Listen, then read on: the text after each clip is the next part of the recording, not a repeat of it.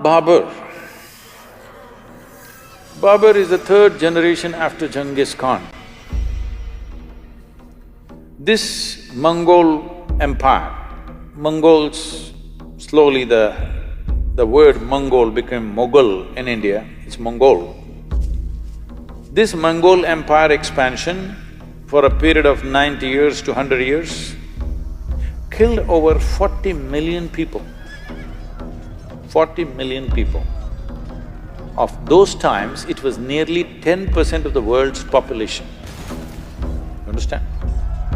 10% of the world's population, they killed not with a nuclear bomb, with swords, very energetic people.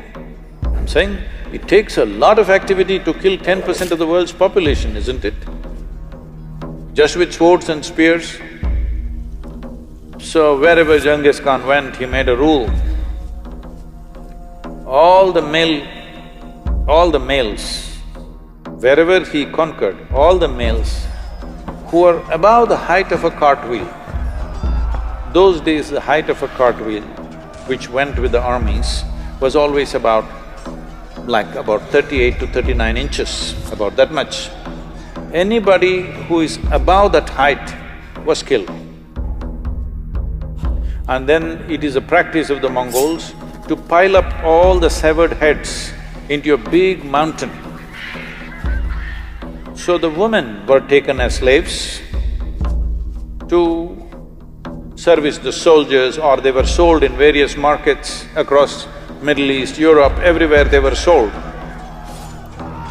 So they spread like this. After Genghis Khan came Taimur Lung. Taimur Lung bore Babur. Taimur Lung came right up till Delhi, his empire. Then Babur came. Taimur Lung is supposed to have killed 17 million people. In the cruelest possible way. What happened to the men is compassion. What happened to the women is another matter. I don't want to go into the descriptions. It is most terrible things happened to them. When Babur came, this is also the time of Guru Nanak. Guru Nanak, a very totally peaceful, non-reactive kind of human being, a realized being, said, "A messenger of death has come." And in Guru Nanak's own words, it is said, I'm paraphrasing, he said, he killed thousands of men wherever he went. In any town he went, kill all the men, burn the town down, capture the women and children. Women were brutally raped always in public because it is not just a rape, it is a lesson for everybody.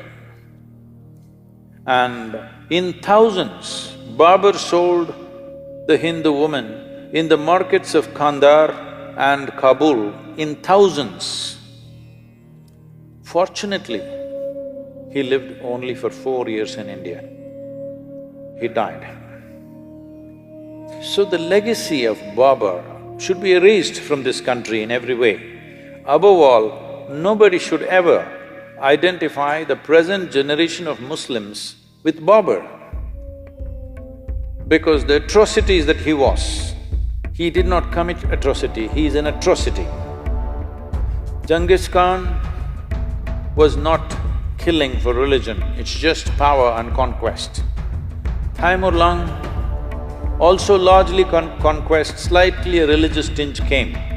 But Babur used the religious connotation very strongly, and it gave him more power to kill because he thought he was doing jihad. Many times he ransacked Muslim towns also, Muslim populations also he killed. So he used religion very conveniently, according to his convenience. So him building mosques is not out of piety, not out of devotion, not for prayer. It is also an establishment of power. Whether it's a Hindu temple or a Jain temple, everything he broke. So this man and his legacy should be forgotten. Nobody should identify themselves with that, because that is not going to lead to a good future. And nobody should do the crime of identifying present-day Muslims with this man, because he is not a devout Muslim by any standards. He is not a devotee of any kind. He is a tyrant of the worst kind, who very powerfully used the name of religion to impact wherever he went. It gave him a new level of authority which Genghis Khan did not have, because they did not use religion for conquest. So, these atrocities have happened. We should not forget these things. We must remember, but we should not be bitter about these things. We must remember to ensure such things don't happen once again anywhere in the world. So, Babur's legacy must go. This should have been done before 1950, and because a nation grows, nation's ability to be successful is not just in its resources, politics, military, it's the spirit of the people. If people feel defeated, they're not going to do great things. So I think this is over 70 years overdue. I wish it could happen without acrimony, because everybody knows it was a temple site, because the invaders who destroyed it, they themselves have recorded that we destroyed it. Their intention of destroying such magnificent structures was not just for plunder, but they destroy mainly to break the spirit of the people. That is the intent. So, putting this back is a very important thing. Ram, don't see him as a religious person.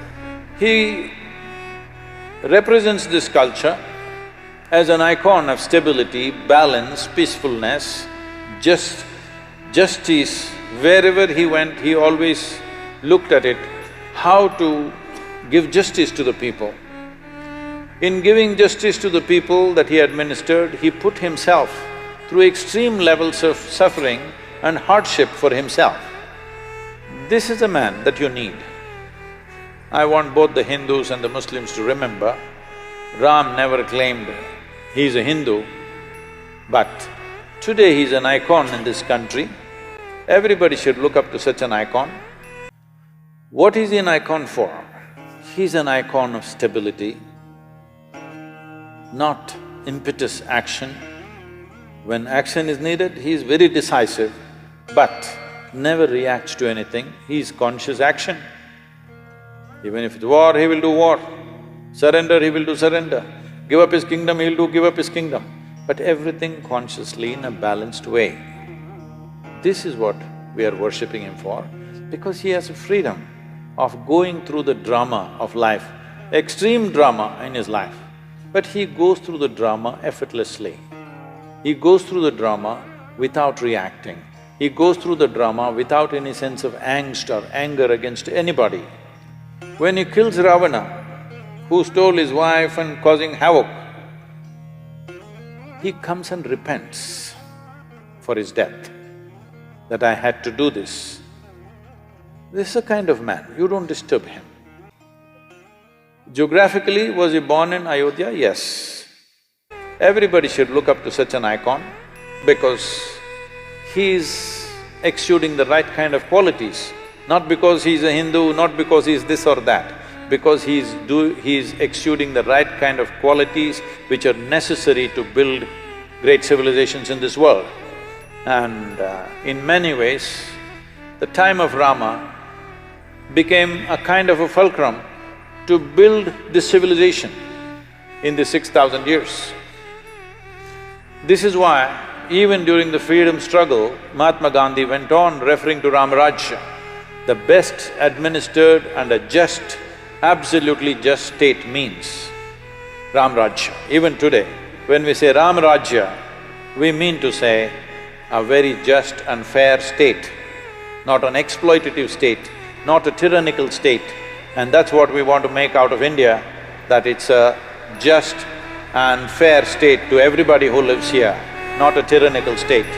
So for that you need Ram.